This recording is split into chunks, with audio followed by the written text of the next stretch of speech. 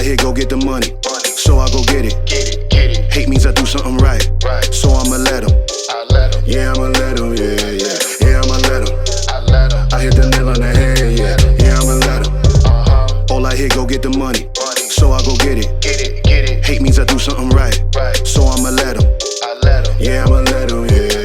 Yeah, I'ma let him. I hit the nail on the head. Yeah, I'ma let him. Early bird, go get the worm. Worm in the dirt. I can show you what I'm worth. My hands in the dirt. From where they look when you not. A hand in your purse. Hell, if you think I'm last, hey, last should be first. Hello, everyone. Welcome to the Spot Real Talk. My name is Tiara. I'm Tiffany. And I'm Ron. And we are back today for another recap of Godfather of Harlem. This is season 4, episode 5, titled Concrete Jungle. Before we get started with our conversation, please make sure you guys subscribe to our channel, like the video, and click that notification bell so you get alerted whenever we post. Also, make sure you are following us on all of our social media platforms at The Spot Real Talk, and invite your friends and family while you're at it. You know, let them come get down with all this good stuff we got going on over here. That's a good idea. Right. Real good one. All right, y'all. So we got the housekeeping out the way. Let's go ahead and jump into conversation for Godfather of Harlem. Concrete Jungle, aptly titled episode. Yeah, Bumpy got a concrete problem. It seemed like every time he overcomes one hurdle, there's another one waiting right there for him. Mm-hmm. And so he got, the building that he needed. He got his project rolling. And now he had the union in his way last week, but he got the union blues out the way.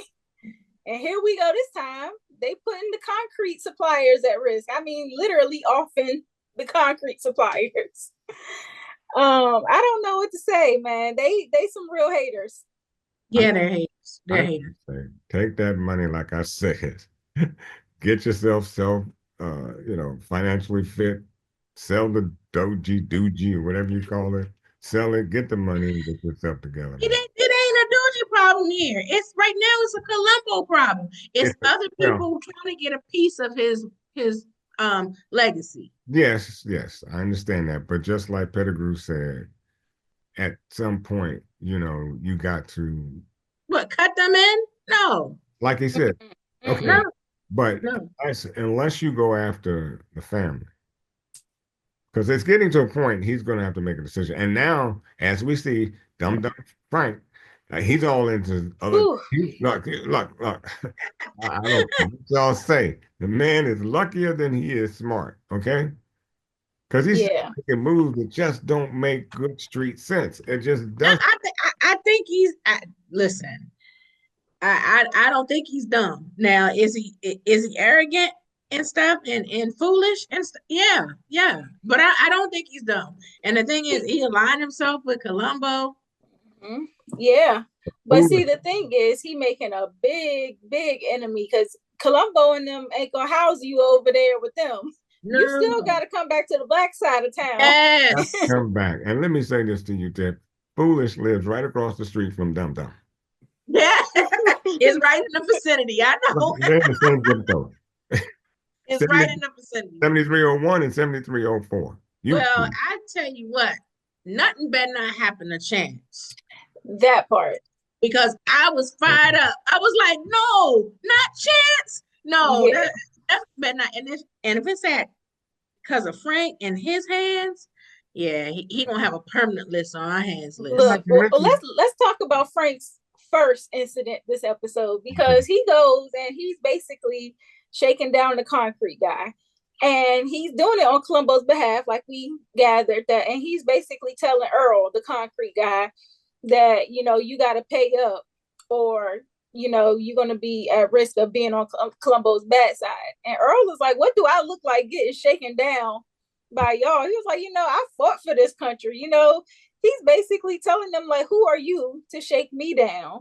And he refuses to pay, to which Frank decides he gonna take matters into his own hands. Literally, he choking Frank out, and I'm like, okay, first of all, that was not part of the plan. Mm-hmm. And then the fact that he killed the guy and ended up putting his body in the concrete mixer. And all of these people see this. It's like, okay, that was a terrible way to die, first of all. And it definitely sent a message.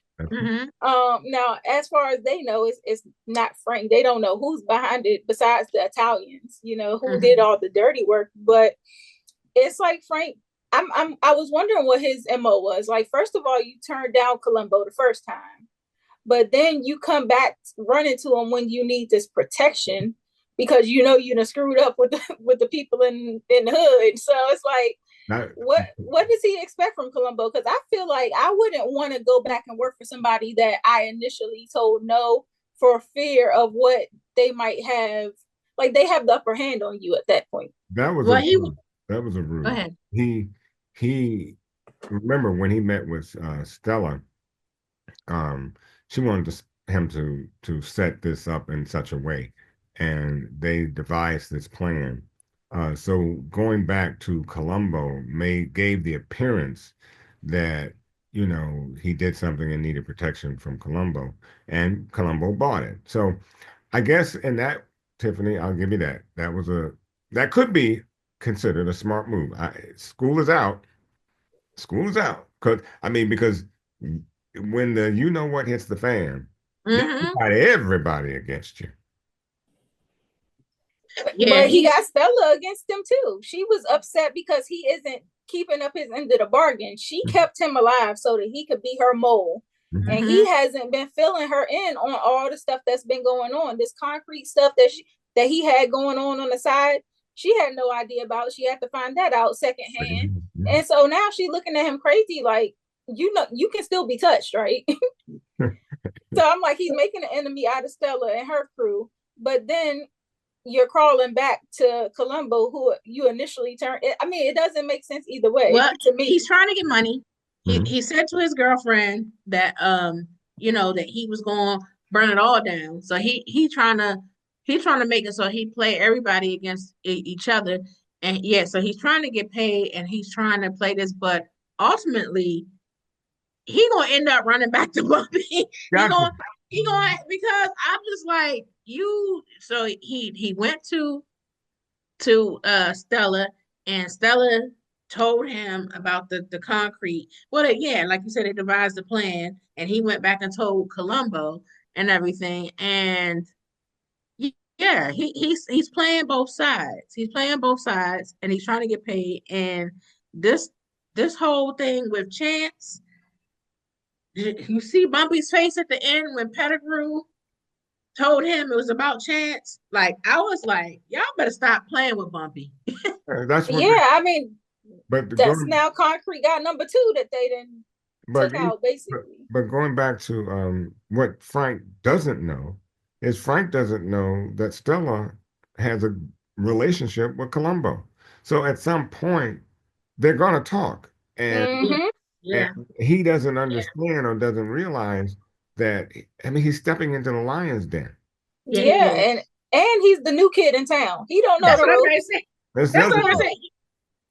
Yeah, it's like, what are you doing? To your point, like, he's really trying to play both sides. He's thinking he can outsmart everybody, but you don't know they've been doing this cat and mouse game for decades. Like, Bumpy been in the game for a minute, and he doesn't understand that Bumpy has a very complex relationship with the Italians, and that although they don't necessarily want to work together, they still have a respect. Right. Where it's like, I'm not necessarily going to do certain things. Frank has no cut cards. He ain't playing by no rules at all, except for his own. So he got to understand where that's going to land him. And then the fact that he ratted out, the plans, because the second concrete guy, they kind of had him in the pocket, the meeting place and all of that stuff that was supposed to go down, and he ends up passing that information along, and the second meetup gets shot up, and like you said, Chance gets taken, and we know Chance and Bumpy are like this. Bumpy is not going to take that lightly. Pettigrew isn't either, although Pettigrew likes to mess with him all the time. But now it's like, you took my brother. So it's really on now. I'm more afraid of Pettigrew than I am Bumpy, and because he just don't seem like I think Bumpy. I mean, That's I say that to say, who's if Frank? Sometimes I wish it wasn't Frank. I wish it was somebody else so they can get their comeuppance. But but that's what I want to see. I want to see him get his comeuppance for being so stupid. I'm sorry, dummy. Um, but well, he is being stupid. That was a stupid move. It was. yeah. So and we know the storyline, so we know.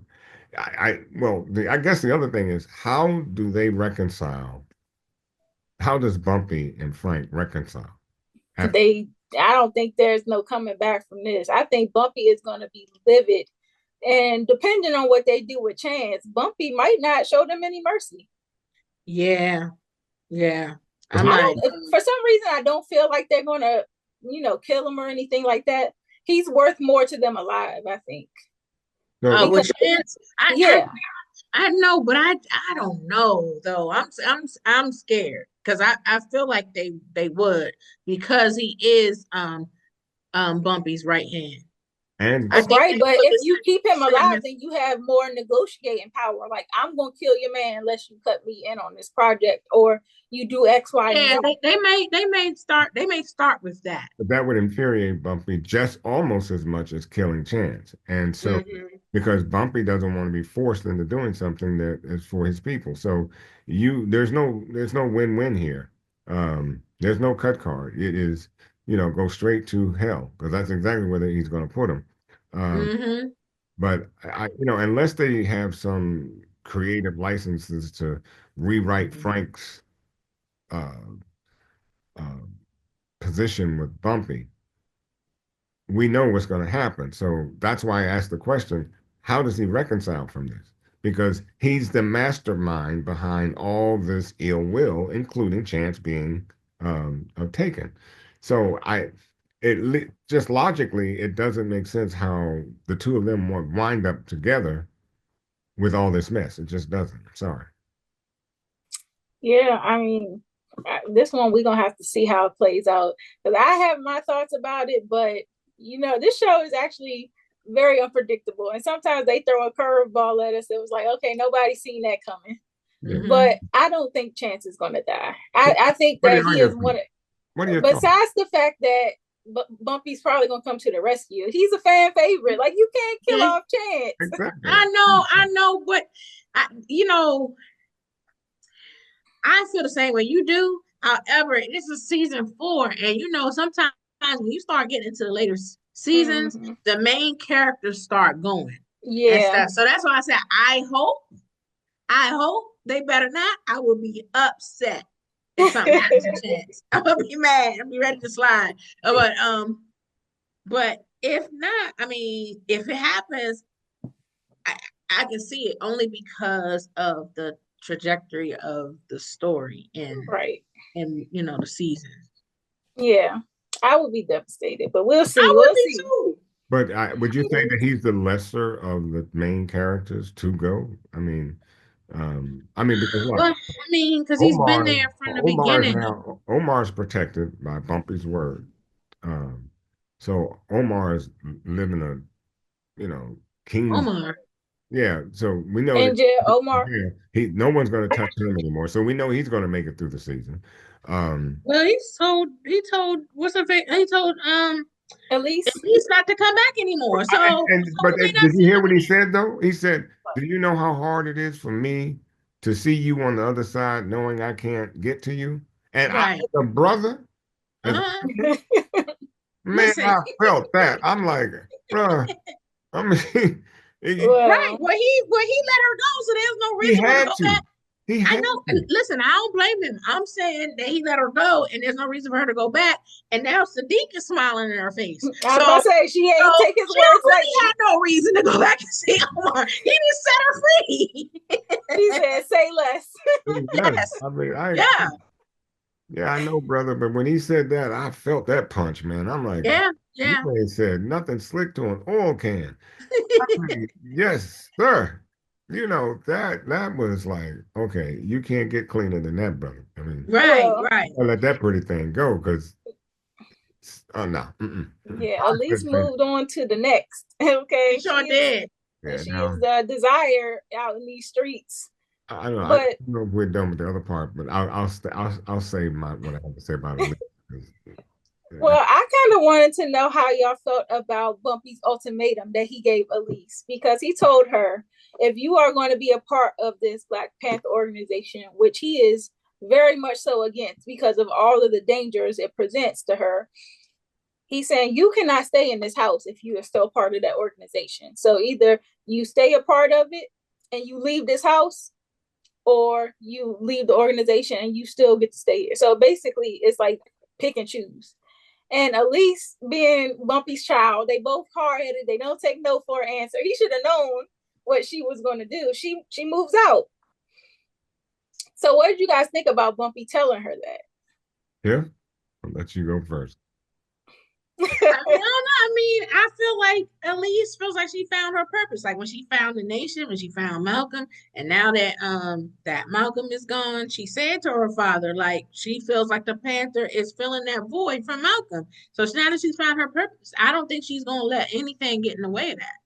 Okay. Mm-hmm. Mm-hmm. Gets back on my. Oh, look. Did she ever leave it? She didn't know. She ain't never leave it.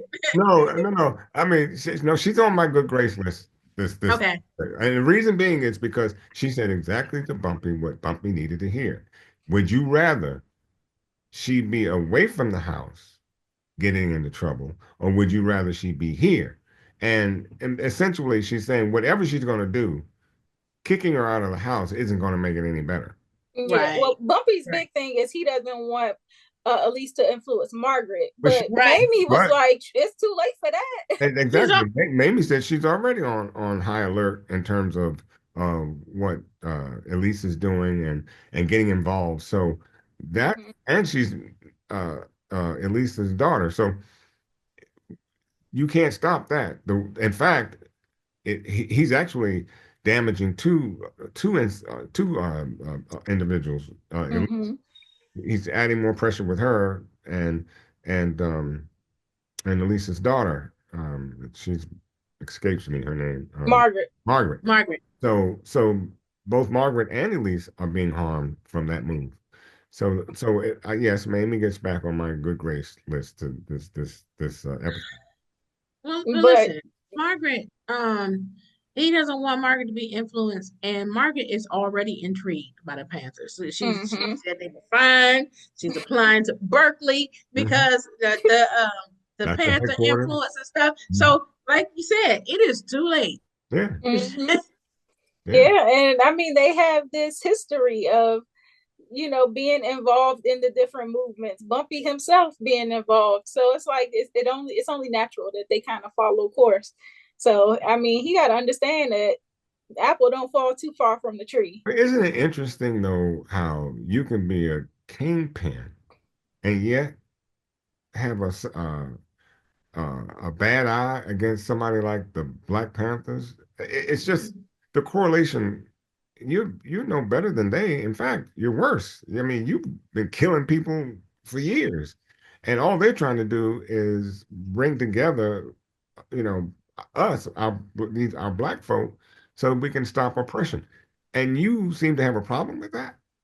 Yeah, I don't understand his. I mean, I do understand it because really he's trying to protect his daughter. He kept saying, "You're my baby, you're my daughter." Like, he sees her in a certain way where it's like, you are my child, it's my duty to protect you.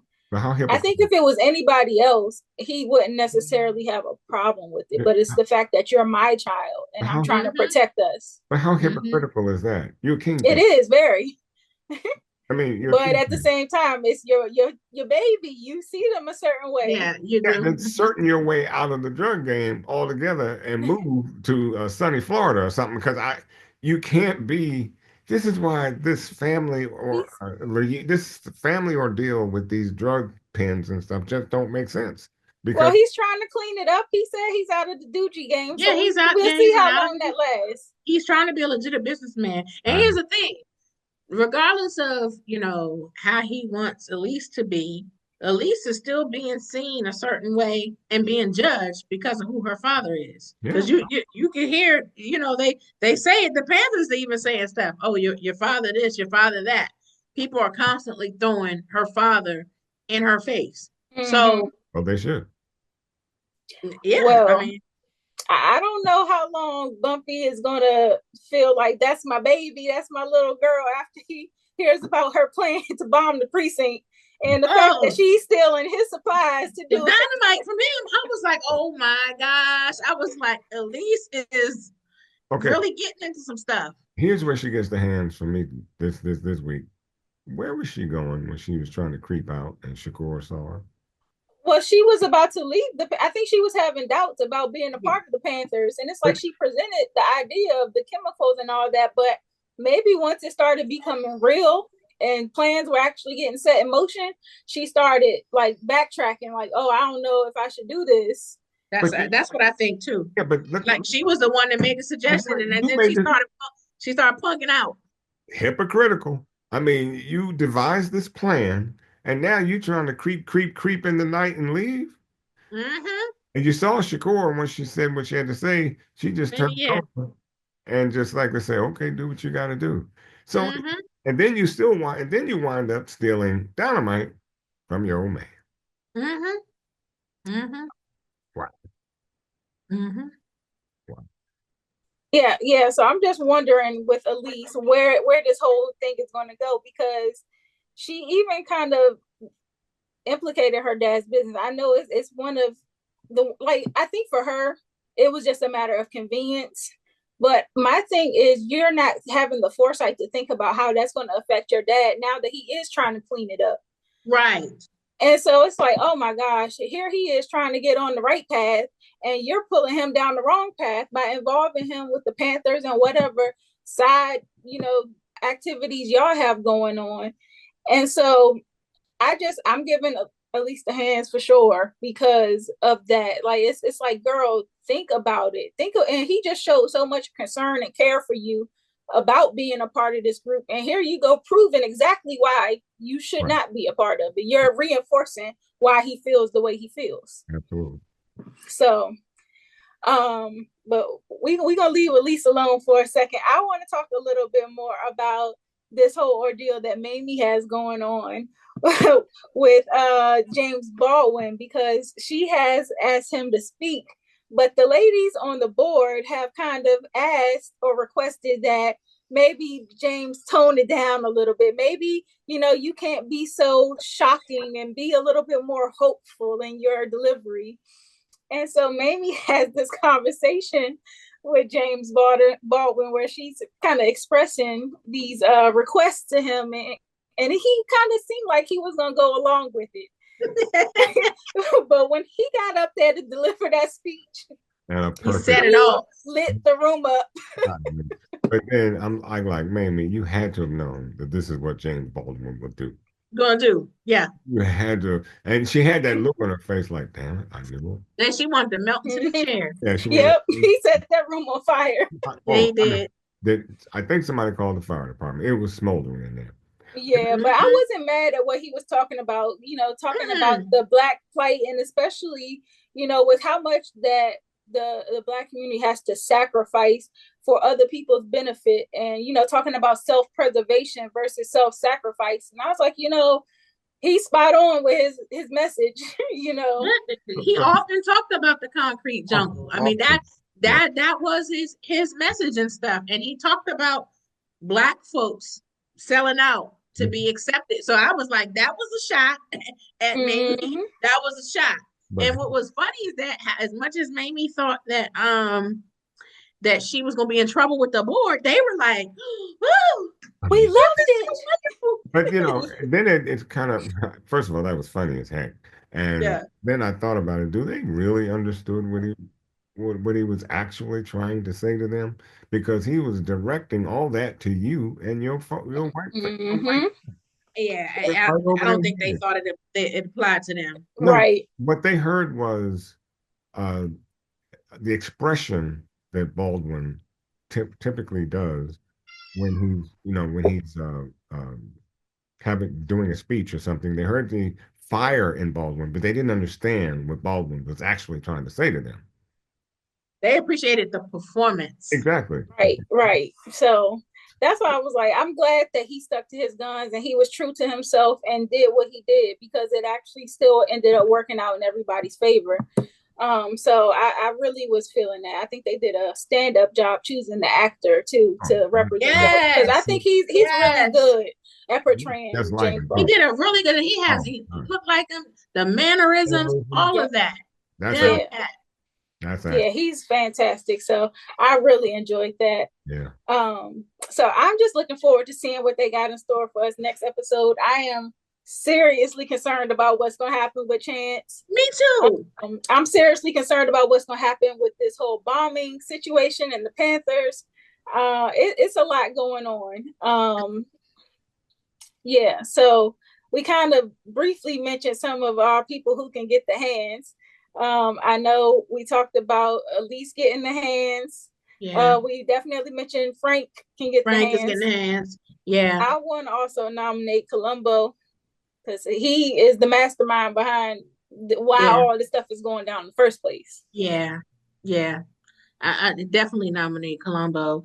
I was gonna say about Elise. I think Elise gonna end up in a Bing.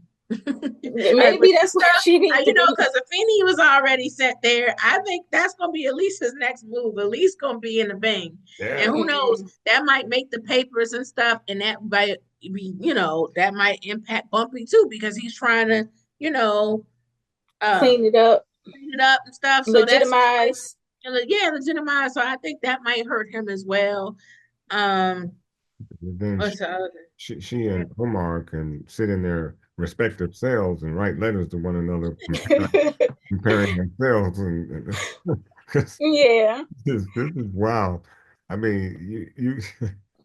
Oh, Elise, I love you, but Elise. Yeah, I think she might be headed for the Bang. And could get life for blowing up a police station. Are you kidding me? Yeah, that's serious business. Yeah. So she might. Back then, they used to do all kind of stuff too. She might get something worse than jail. Right. So she's playing a dangerous game. Yeah. Yeah. So needless to say, Elise definitely gets the hands for that. So did y'all see? I'm sorry. What? Go ahead. No, go ahead. I was gonna say, did y'all recognize her this time? Frank's girlfriend. Y'all see that's Aisha? I did see her. Yeah, I had to look and look a little harder, but I could see it. It looks like. And plus her voice. Her voice too. When you hear her voice, you're like, yeah, that's Aisha. Picked up a pound or two, but because her face was more fuller in this than Power. So I don't know, but you're right. I think that might be her too. Okay. Now, do we have nominees for the game ball? I was going to say James Baldwin. I was going to say that too. James Baldwin. He gets the game ball. Hands down. Let's give him the solo. I mean, I don't think there's anybody else that can go under that. He needs to stand out on him. Yeah. James Baldwin. Yeah, he set it off. Yes, he did. Man, I should have brought my picture. Yeah. Okay, well, this was a really good one. I thoroughly enjoyed this episode. Like I said, looking forward to what they have in store for us next week. To all the viewers out there, please make sure you guys drop down in the comment section and give us your thoughts on this episode, as well as any predictions that you have for upcoming episodes. Also, be sure to subscribe to our channel, like the video, and click that notification bell. Follow us on all of our social media platforms at The Spot Real Talk. And as always, tell your friends and family to hop on, get down with The Spot. We got a lot of great conversation over here, and they don't want to miss out. I wouldn't want them to miss out. So don't be stingy. Spread the word. And check out our playlist with our interviews, because we've interviewed Ilfanesh Hadera, who plays Mayme, and Antoinette Crow Legacy, who plays Elise, and the showrunner, Chris Brancato. Yep. So do all those things. You never know what we might have up our sleeve too. So that notification bell is very important. But if you guys don't have anything else to add, I think we will call it a night. So thanks again for watching, and be sure to come back next week for a recap of episode 6. Good night. Good night.